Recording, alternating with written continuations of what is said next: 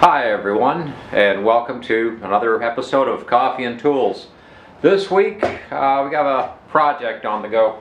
It's a small one, but my daughter-in-law purchased this. It's like a child-proof kind of bookshelving, and it's a pretty nice little kit, and it's wood, so it does tie in with our tools and our wood kit. And we have two pieces of wood here, and it looked like some kind of doweling or something. Problem was, one of these pieces is missing from the kit. She was going to take it back, but the store doesn't have any more. So it's either fix this one or no bookshelf. Well, I think the option here is pretty clear. Fix the bookshelf, get back to it.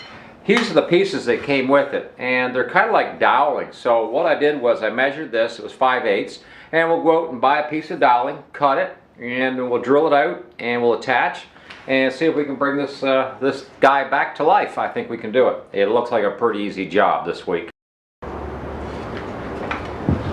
Okay, I'm back. There's the pieces. Like I said, there should have been 5 of these in the kit. There was only 4. And rather than take it back, we're going to have to try to fix it. So here's a piece of 5/8 doweling. It looks exactly the same, except of course this is wood and this is a manufactured item. There's one other issue, of course, with it. The pieces have threaded stocked ends for machine screws, so we might have to make a little modification there. First thing I'm going to do is simply get the measurement, get it on the doweling, and cut it. But I wanted to just mention something about cutting doweling.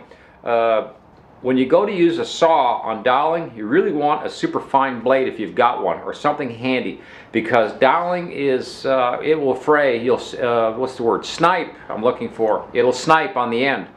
So what you want to do is get a really good high-speed, very fine blade to cut if you want a really nice finish. In this case, we want a pretty good square finish, so we're going to have to cut it accurately. I'm going to use a very fine blade in my high-speed Craftsman table saw, and we'll cut this to length, and then we'll go from there to see what we're going to have to do to tap these ends out for some sort of screw that will work with this kit. Be right back. Okay, we're over at the saw table now, and again, like I said, this is the piece that came with the kit, and we're going to take this piece of doweling and look for a nice clear spot.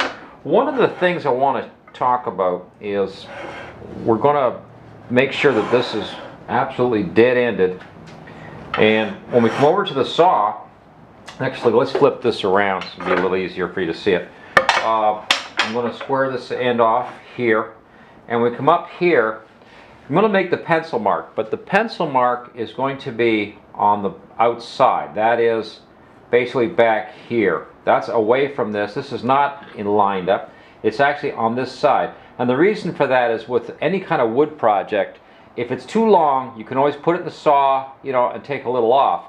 But if it's too short, you're basically out of luck on most projects. So we'll cut this, and we'll what we call take the line. So in other words, I've marked this here now, and as long as I take just the pencil line, I'm okay. I have enough wood to do this project. If I were to, say, cut past that pencil line, I'm now too short. So that's what we're going to do, and we're going to cut that on the saw here in a second.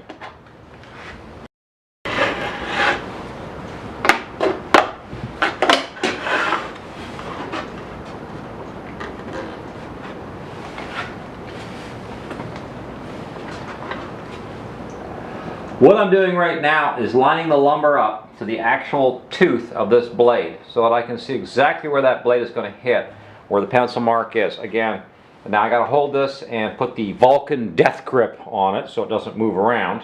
And now we'll cut this piece.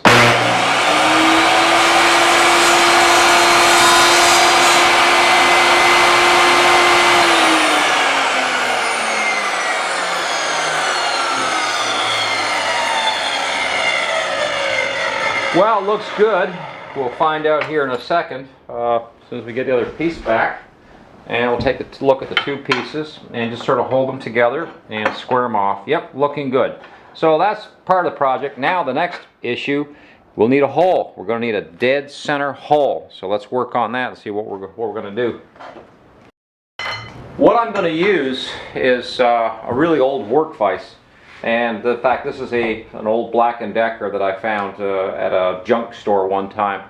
And they're kind of cool for that, this kind of a work project, because The clamp is built, as you can see, with the V in it here, so I can actually put this doweling in the V and bring the clamp up nice and closed, and I've got a good grip on that on this piece, and that way we can at least try to eyeball, and we're going to try to get a good center on that piece of doweling so that we can drilled it out with 11/64, tapped it with a 1/4 20, and I just put the screw in with the tap just to check it after tapping, and the screw fits it nice and tight. Now let's see how that goes. Alright, this is now the kit, but now we have, of course, the extra piece that we needed for this. So now we've got more than enough screws in the kit, so at least they gave you something extra out of this. And here's the pieces that will hold the bookcase once the bookcase is assembled. And it comes in with these two nice pieces.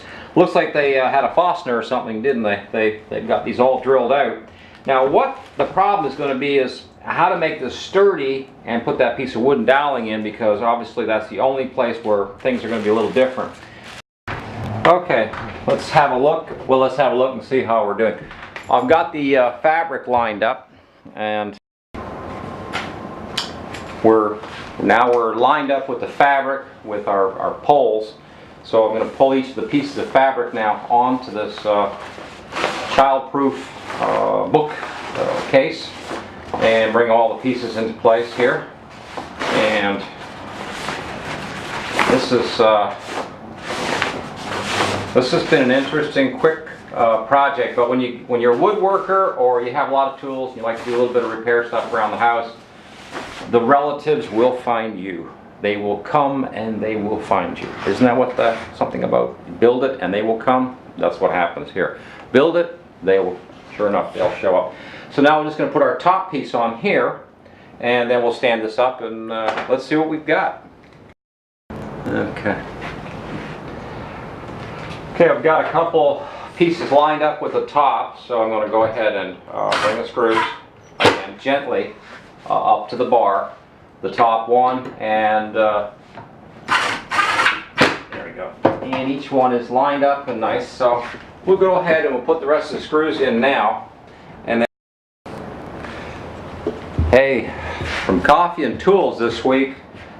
This was just a repair job, but like I said, when you're into woodworking and a lot of tools, different things like this are going to come in the door. I was really interested to see this project because the gal described it as a child-proof or safety type bookcase, and I thought, well, it's wood, I've got to see this, and and at the same time, of course, make the repair. The doweling is up in here, but as you can see, the doweling is just as strong and just as good as the rest of the case now, and it's not a bad little project. So when you get something like this, always look at your options as to how you're going to fix something like that. But anyways, we got her, so now we got to do is, I guess we got to deliver, and hey, we're good to go. And that was this week with Coffee and Tools. I think this was episode 6. We're getting there. Pretty cool. Have a great week. Have a great weekend, everybody, and hope to see you next week.